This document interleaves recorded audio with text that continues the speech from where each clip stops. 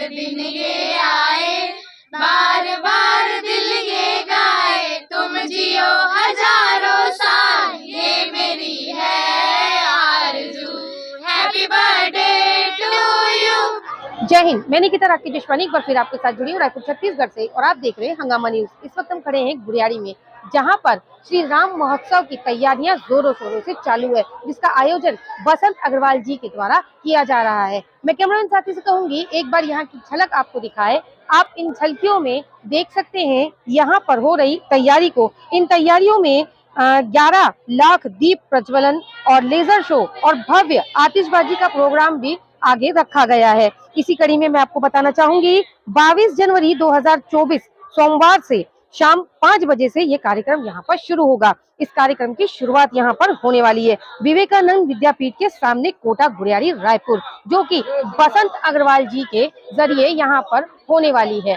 आइए यहाँ की तैयारियों से हम आपको जोड़ते हैं। यहाँ जो तैयारियां चल रही है उनसे वो तैयारियां हम आपको दिखाते हैं। यहाँ उपस्थित कुछ लोगों से हम आपकी बातचीत करवाते हैं और उनका परिचय उन्हीं के हिसाब से हम आपको देते हैं।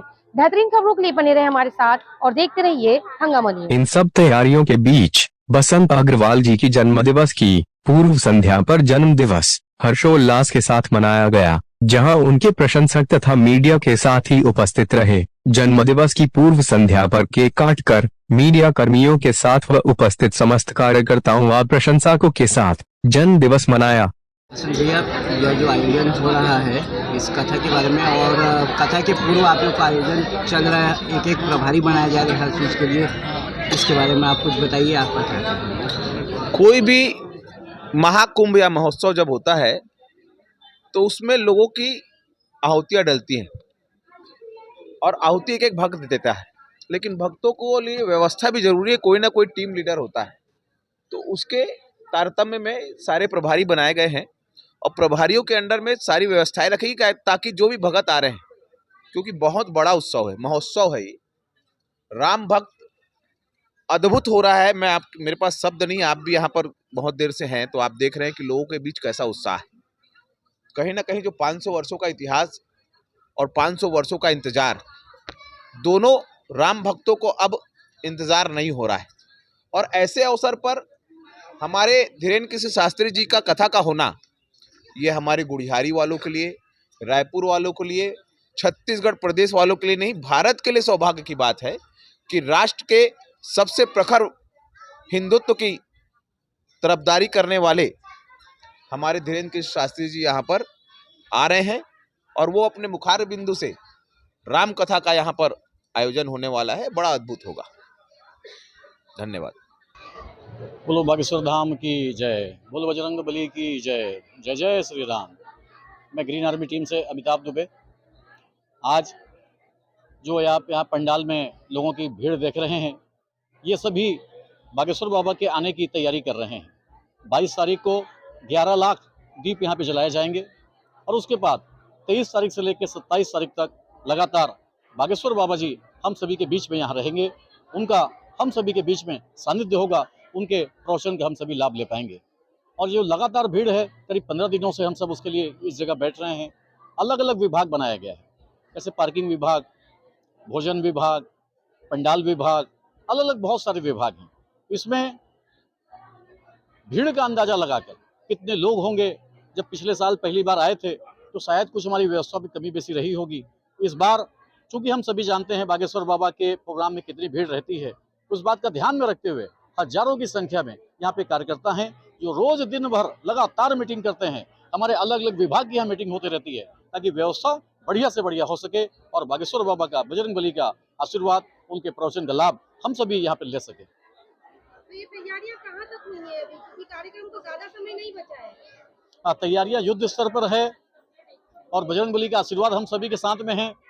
हम लोग अपने हिसाब से तैयारियों को अंतिम रूप दे रहे हैं, क्योंकि कार्यकर्ता भी इस समय बढ़ चढ़ कर सामने आ रहे हैं। और पिछले बार पंडित विजय मिश्रा जी का कार्यक्रम भी हमने किया था, बागेश्वर बाबा का कार्यक्रम भी किया था, तो 2 बड़े आयोजन का अनुभव का लाभ भी हमको मिल रहा है। क्योंकि जब इसके पहले थे तो कुछ हमको भीड़ का अंदाजा नहीं था, लोग भी हमारे पास उसमें ट्रेंड नहीं थे, लेकिन इस बार 2 बड़े आयोजन होने के कारण हमारे पास में एक ट्रेंड टीम है जो पहले अलग अलग विभाग में काम किए हुए अनुभवी लोग हैं, उनको हमने प्रभारी बना दिया है। और प्रभारी बना के महिलाओं की जिम्मेदारी अलग, पुरुष की जिम्मेदारी अलग, बड़े बुजुर्गों को कैसे बैठा सकते हैं, वरिष्ठ नागरिकगण कैसे होंगे, डॉक्टर की व्यवस्था क्या होगी, इसमें सुरक्षा व्यवस्था क्या होगी, जूता चप्पल के स्टैंड क्या होगा, ऐसी छोटी छोटी चीज़ों का, सब चीज़ का विशेष तौर पर हम ध्यान रख रहे हैं। ग्रीन आर्मी का कोई सपोर्ट है? ग्रीन आर्मी और एक्स आर्मी की टीम, इस बार का थीम ही हमने रखा है कि जनता और सेना के लोग सब लोग मिलकर इसमें काम करें। हमारे सारे सदस्य अलग अलग विभाग में जिसकी जो इच्छा थी, जिसको जो जिम्मेदारी मिला, हम सब ने कहा अगर झाड़ू लगाने की भी जिम्मेदारी हो, कचरा साफ करने की जिम्मेदारी हो, तो हम अपनी भूमिका को निभाएंगे। क्योंकि ऐसे पंडाल में, ऐसे सत्संग में आपका काम इंपॉर्टेंट नहीं होता, किस भाव से आप काम को कर रहे हो ये महत्वपूर्ण होता है। और सभी भक्तगण, चाहे वो ग्रीन आर्मी के साथी हों, एक्स आर्मी के हों, बसंत अग्रवाल जी हमारे संयोजक हों, उनकी टीम हो, सारे लोग इस भाव से काम कर रहे हैं कि भैया हमको जो काम मिले, जैसी जिम्मेदारी हो, ये इस बार की यूनिटी हमको देखने में आ रही है। बस आप सभी से मैं अनुरोध करूंगा कि आप सब भी उस दिन उपस्थित हों और बाबा के संदेश को पूरे भारत ही नहीं पूरे विश्व भर में फैलाएं। क्योंकि बाबा का यही एक नारा है कि सारे सनातनी एक हों, और सनातन धर्म कभी किसी धर्म का विरोध नहीं करता, हम सब धर्मों का सम्मान करते हैं, लेकिन हमारा सनातन धर्म भी कहीं पीछे न रहे, इसका भी भरपूर प्रचार प्रसार करना ये बाबा का ध्येय है। और बजरंगबली के बारे में आप सब जानते हैं, उन्होंने हमेशा संकट से दूर करने का एक संदेश दिया है, हम संकट मोचन के रूप में उनको जानते हैं। यही संदेश हम भी सबको देते हैं कि हम सब मिलकर काम करें, जो तकलीफ, प्रॉब्लम, समस्या आ रही है उनको दूर करें। हमारे संयोजक बसंत अग्रवाल जी भी इसी बात को लेकर सारे लोग को जोड़कर, वो बार बार कहते हैं किसी एक संस्था का आयोजन नहीं है, ये किसी एक व्यक्ति का आयोजन नहीं है, ये रायपुर के, छत्तीसगढ़ के पूरे जनता का आयोजन है। ये संदेश हम सब देते हैं। सर, कल बसंत अग्रवाल जी का जन्मदिन है, इस उपलक्ष्य में आप क्या कहना चाहेंगे? जन्मदिन के शुभ अवसर पर, क्योंकि हम लोग अत्यंत ही सात्विक जगह पर हैं, सबसे पहले हमारे बसंत भैया जो हमारे कार्यक्रम के मुख्य आयोजक हैं, बजरंगबली जी की पूजा करेंगे, राम भगवान की पूजा करेंगे, और हम सब मिलकर यहाँ पे भजन संध्या के आयोजन कर रहे हैं, जिसमें भक्ति गीत भी गाएंगे और सुमधुर जन्मदिन की गीत भी यहाँ पर गा के हम इस जन्मदिन को मनाएंगे। जो धीरेन्द्र शास्त्री जी बागेश्वर धाम की जो यहाँ कथा हो रही है, इस एक तो हम सभी उत्सव मना ही रहे हैं कि यहाँ राम भगवान जी अयोध्या में आ रहे हैं, तो यहाँ कथा 23 तारीख से, लेकिन 22 तारीख को 11 लाख दीपों का प्रज्वलन होना है और बहुत सांस्कृतिक कार्यक्रम होगा। 23 तारीख से हमारे धीरेन्द्र शास्त्री जी की कथा प्रारंभ होनी है, और एक जिसमें रोजाना 10-12 लाख लोग श्रद्धालु उनकी कथा को सुनेंगे। तो उसके लिए हमारी जो पूरी टीम है, महिलाएं हैं, पुरुष हैं, दिन रात आप देख ही रहे हैं कि दिन रात लगे हुए हैं, और इसमें कई सारे डिपार्टमेंट बनाए गए हैं कि व्यवस्था सुचारू रूप से चलती रहे।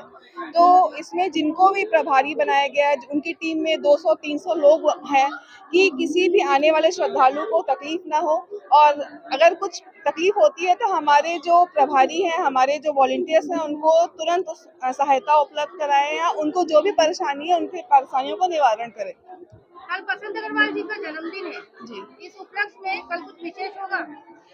जी, हम लोग की जो कथा के समझिए प्रमुख आयोजक है बसंत अग्रवाल जी, और इतनी सभी वॉलंटियर्स में, सभी लोगों में इतना उत्साह है, और एक भाई का जन्मदिन है तो सभी बहनें, सभी भाई बहुत उत्साह पूर्वक उसको मनाने जा रहे हैं।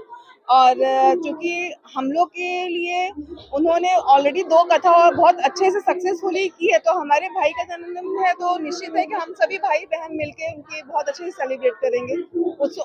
कल का दिन भी हम लोग के लिए उत्सव का ही दिन रहेगा। मैं अखिल भारतीय क्षत्रिय महासभा वीरांगना की भी राष्ट्रीय अध्यक्ष हूँ, और एक्स आर्मी फाउंडेशन वीरांगना की भी राष्ट्रीय अध्यक्ष हूँ, और यहाँ एक सेविका के रूप में हूँ।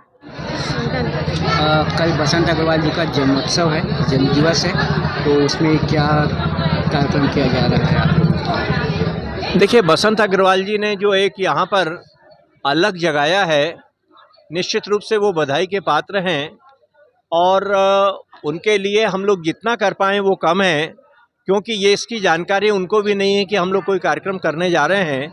लेकिन ये कार्यकर्ताओं का उत्साह है कि यहाँ पर एक उनके भव्य रूप से, क्योंकि जो आज पूरा वातावरण यदि छत्तीसगढ़ में किसी ने बदला है तो वो आदरणीय बसंत अग्रवाल जी ने बदला है। इसके लिए मैं ये बात निश्चित रूप से कह सकता हूँ, क्योंकि आज तक हमने प्रदीप मिश्रा जी के कार्यक्रम में 5 लाख, 7 लाख, 8 लाख की भीड़ आज तक हम लोगों ने नहीं देखी है।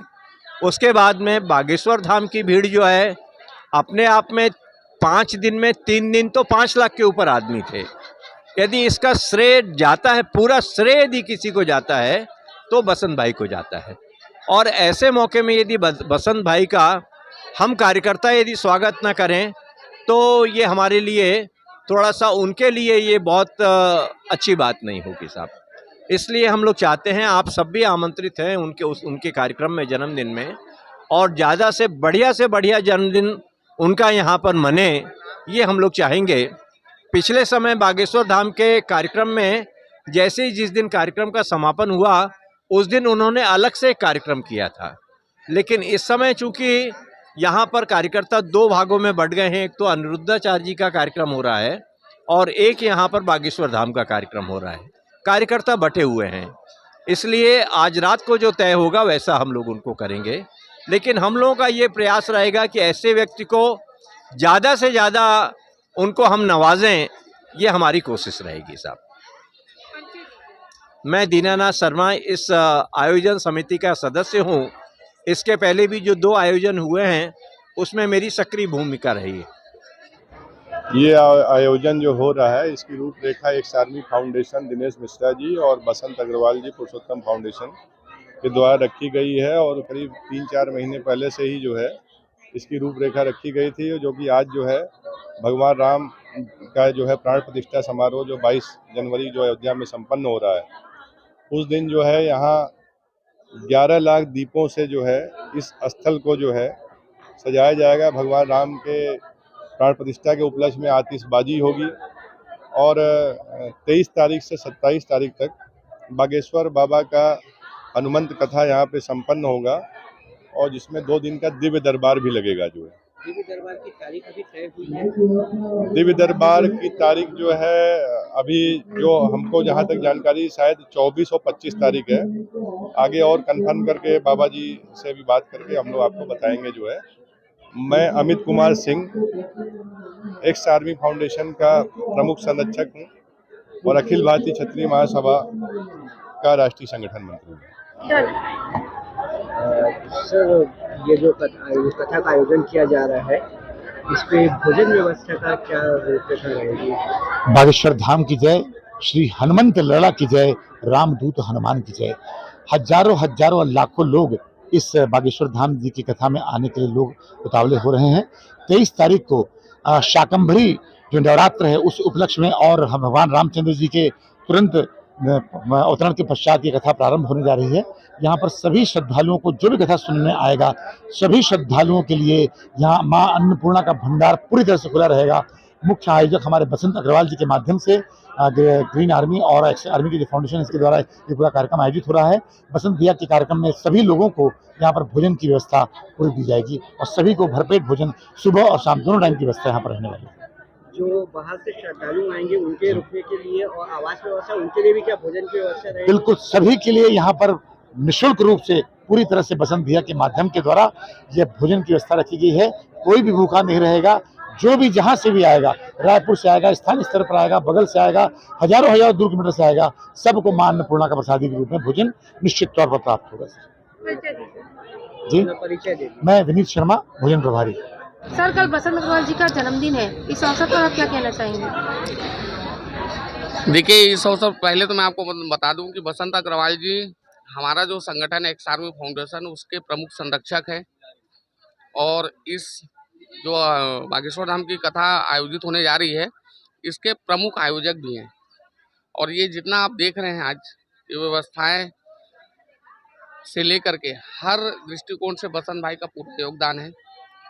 और इसी बीच सबसे बड़ी अच्छी बात ये आ रही है कि इतने बड़े पंडाल के बीच में हम लोगों को ये अवसर मिल रहा है और शायद ये खुशी की बात है हम सबके लिए कि कल बसंत भाई का जन्मदिन है। और सबसे बड़ी अच्छी बात यह है, बसंत भाई को जब से मैं जानता हूँ वो एक सच्चे देशभक्त है, सच्चे राष्ट्रभक्त है। उनके अंदर धर्म के लिए, अपने धर्म सनातन धर्म को लेकर के, सैनिकों के प्रति, समाज के प्रति जो उनकी सोच है वो अतुलनीय है। क्योंकि जहाँ तक मैंने हमेशा जब भी मेरी उनके साथ बैठक होती है या बैठता हूँ तो हम लोगों की चर्चाएँ हमारे देश के लिए, हमारे युवा पीढ़ी के लिए, समाज के लिए ही चर्चाएँ अधिकतर होती है। और आज उनकी ये देन है। इसके पहले भी उन्होंने 2 आयोजन करवाए। एक तो खुद आयोजन करवाए थे प्रदीप मिश्रा जी की, दूसरी जो बागेश्वर धाम की कथा हुई थी उसमें वो सह आयोजक के तौर पर थे। और तीसरा, ये जो कथा होने जा रही है इसके तो प्रमुख आयोजक है, और वो शायद वो अगर नहीं होते तो ये कथा हो पाना इतना मुश्किल, बहुत ही ज़्यादा हम लोगों के लिए मुश्किल होता। तो उनका मार्गदर्शन हम लोगों के हर जगह हर समय मिल रहा है।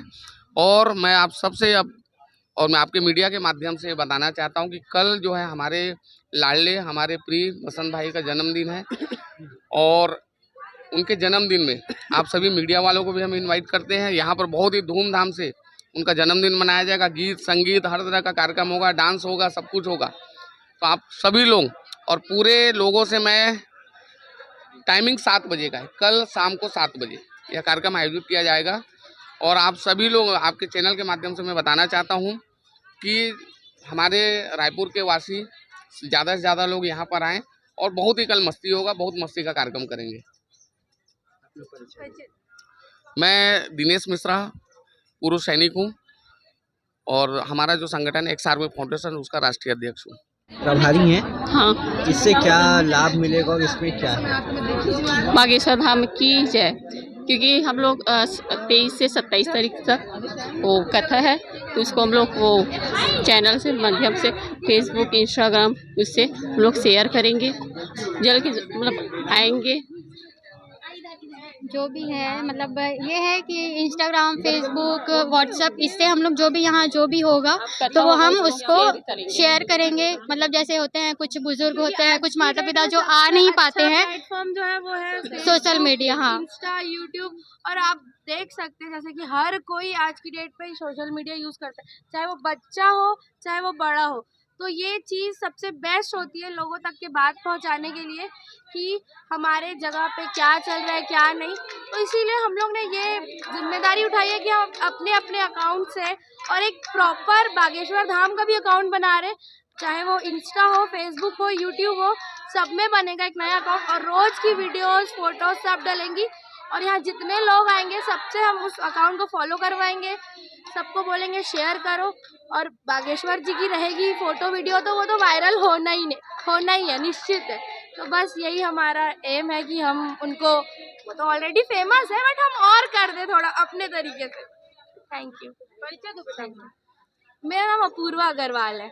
मेरा नाम मनीषा सोनी है। और एक ये भी है कि जो कथा में कुछ लोग जैसे आ नहीं पाते हैं, जो बूढ़े बुजुर्ग माँ बाप रहते हैं, तो सोशल मीडिया की तरफ से जो भी है उनको उस तक घर पे बैठ के देख सके आराम से। मतलब आप लोग मानते हो कि सोशल मीडिया वो माध्यम है जो घर बैठे आपको सारी खबरें दे सकते हैं? हाँ, बिल्कुल बिल्कुल। मेरा सुरुचि साहू है। मेरा नाम मनीषा सोनी है। मेरा नाम सुमन तिवारी। मेरा नाम स्वामी सिंह है। मेरा नाम रेणुका जंगल है। मेरा नाम जानवी सिंह है।